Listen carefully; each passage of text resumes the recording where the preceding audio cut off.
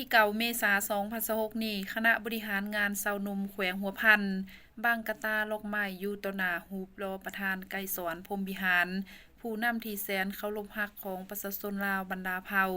เพื่อแสดงความเคารพรัก กตัญญูอันล้นเหลือและนึกถึงคุณงามความดี และผลงานอันใหญ่หลวงของประธาน ที่ได้อุทิศตลอดชีวิตของตนด้วยความบริสุทธิ์ผุดพอง เพื่อผลประโยชน์ทั่วปวงชนลาวบรรดาเผ่า เพื่ออนาคตของลูกหลานหุ่นหลัง และหุ่นต่อๆไป โอกาสเดียวกันยังได้จัดพิธีเฉลิมฉลองปาฐกถาเหล่ามูลเสือวันสังตังคณะชาวหนุ่มประชาชนปฏิวัติลาว ครบรอบ 71 ปี 14 เมษายน 1955 ถึง 14 เมษายน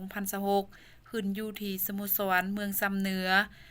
โดยการเป็นประธานของสหายคอนประพันธ์เดืองศรีจันทองรองเลขาพรรคแขวงผู้ประจำการ สหายคำพวงอำคาทองคำกรรมการศูนย์กลางชาวหนุ่ม เลขาคณะบริหารงานชาวหนุ่มแขวงหัวพันพร้อมด้วยคณะ มีคณะประจำ คณะบริหารงานชาวหนุ่ม หัวหน้าแผนกชาวหนุ่ม กองบัญชาการทหารแขวง เลขาคณะหากฐานหน่วยชาวหนุ่มอ้อมข้างแขวงชาวหนุ่มเมืองซำเหนือ พร้อมด้วยสมาชิกชาวหนุ่มอ้อมข้างแขวง และนักเรียนเข้าร่วม ในพิธีสหายคอนประพันธ์เดืองศรีจันทองรองเลขาพรรคแขวงผู้ประจำการและยกให้เห็นถึงผลงานตลอดระยะ 71 ปีผ่านมา โดยภายใต้ห่มทุ่งของพรรคเฮา ก็คือการนำพาของคณะบริหารงานชาวหนุ่มประชาชนปฏิวัติลาวไล่แบกหาภารกรรมประวัติศาสตร์อันยิ่งใหญ่ในแต่ละระยะที่แตกต่างกัน และสามารถปฏิบัติภารกรรมประวัติศาสตร์เหล่านั้นไหลอย่างสง่างาม คณะบริหารงานชาวหนุ่มไหลเพิ่มทวีปฏิบัติสกัดกั้นการปฏิวัตินโยบายหันเปลี่ยนโดยสันติของพวกคนบ่ดีต่อระบอบใหม่ของพวกเฮาหลวยหลายรูปการ ปรากฏการณ์ย่อท้อในสังคมนับมือเกิดขึ้นอย่างต่อเนื่อง การศึกษาพบกับความยุ่งยาก ค่าครองชีพนับมือสูงขึ้นและอื่นๆแต่ด้วยมูลเชื่อความสามัคคี และความตัดสินใจของคณะบริหารงานชาวหนุ่มไหลสืบต่อประกอบส่วนอยู่แห่งภารกิจเปลี่ยนแปลงใหม่หอบล้าน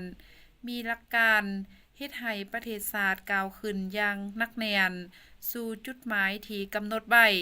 ด้วยการเสริมขยายมูลเชื่อธาตุแท้ของคณะชาวหนุ่มประชาชนปฏิวัติลาว มีความจงรักภักดีต่อพรรคและยึดมั่นทฤษฎีมาร์กเลนิน แนวคิดประธานไกรสอนพรหมวิหาร ก็คือจุดหมายสังคมนิยมอย่างหนักแน่น พร้อมทั้งเป็นเจ้าการประดิษฐ์สร้างในการหมุนใส่ทฤษฎีและทอดถอนบทเรียนจากพฤติกรรมหลานต่างๆ เข้ากับเงื่อนไขตัวจริง และสภาพจุดพิเศษของชาวหนุ่มแต่ละโครงเขต ในการนำพาเบียกงานชาวหนุ่มแต่ขันศูนย์กลางหอดท้องถิ่น และมีการเติบใหญ่ทางหลานการจัดตั้งและบุคลากรในโครงเขตชาวหนุ่มสืบทอดภารกิจในการพัฒนาประเทศชาติหลังประธานไกรสอนพรหมวิหารที่ได้ขนานนามให้แก่ชาวหนุ่มบ่าชาวหนุ่มเปรียบเหมือนหลังนกอินทรีที่บ่หวั่นกลัวต่อพายุลมแรงเป็นสินไสแห่งยุคสมัย ตอนท้ายสหายก็ยังไหลแสดงความย่องโยสมเสยต่อผลงานของคณะบริหารงานชาวหนุ่มแขวงที่ได้นำพาสมาชิกชาวหนุ่มภายในขอบเขตความรับผิดชอบของตน ก็คือสมาชิกชาวหนุ่มทั่วแขวงเคลื่อนไหวเบียกงานอย่างเป็นขบวนการพดพื้นเป็นต้นแมนลานการเมืองแนวคิดลานการจัดตั้ง